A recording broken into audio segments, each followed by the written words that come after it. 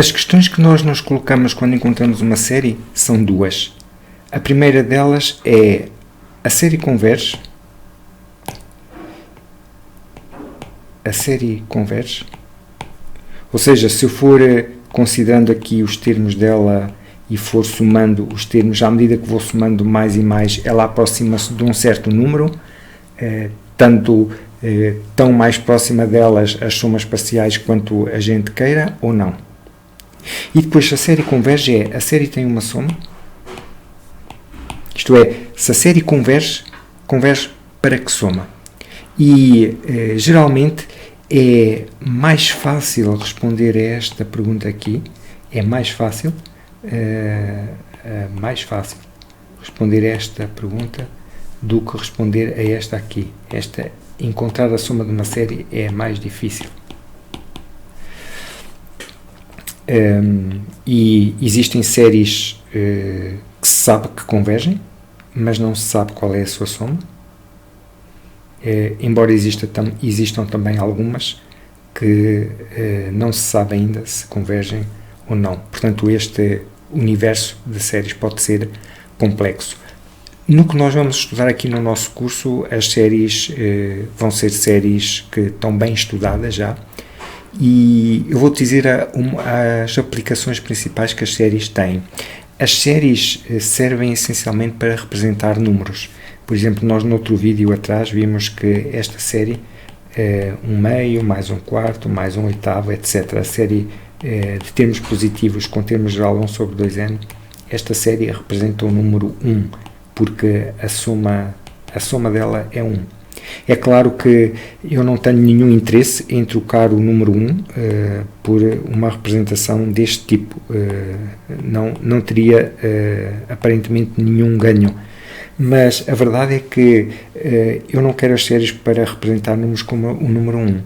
Se tu considerares números irracionais como o número π, ou como o número e, ou como outros números, π ou e, ou raiz de 2, estes números são números irracionais, portanto tu não podes arranjar nenhuma fração que os represente aproximadamente, mas se quisermos, por exemplo, calcular uma quantidade de números de π grande, temos um número π com muito rigor, a única maneira que nós temos é representar o π por uma série numérica deste tipo que aqui está. Depois veremos alguns casos dessa série, uma série convergente que converja para o número π, e em termos práticos o que é feito é somar uma quantidade suficientemente grande de números dessa série de modo a ter uma quantidade precisa de dígitos do número π suficiente para a nossa aplicação prática.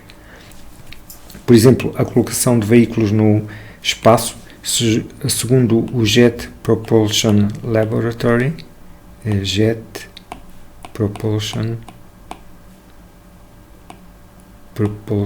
acho que é assim, Propulsão Laboratory, segundo a informação que eles têm lá, eles utilizam 17 dígitos para o número π. Precisam de uma precisão deste tipo para o número π para não haver erros nas trajetórias que eles calculam, ou melhor dito, para os erros não terem significância prática. Outra aplicação que as séries têm, mas são séries um pouco diferentes destas, não são séries de números, é que elas servem para representar funções como, por exemplo, a função seno de x. Certamente já deste conta que qualquer ângulo que tu introduzas na tua máquina, ela calcula-te rapidamente o seno. Como é que ela faz esse cálculo? Ela tem que ter dentro uma fórmula para conseguir fazer esse cálculo rápido. Ora, o seno de x não admite uma fórmula limitada. A fórmula do seno é ilimitada, é uma série infinita. E nós vamos estudar mais tarde essas séries. Portanto, o objetivo destas séries é tu veres como é que podes representar funções como cosseno e seno, e depois vamos tirar daqui uma consequência fantástica, uma igualdade muito importante, que é a igualdade de Euler, o nome de um matemático suíço, que vai ter muita importância para a simplificação de cálculos, mas isso veremos mais tarde.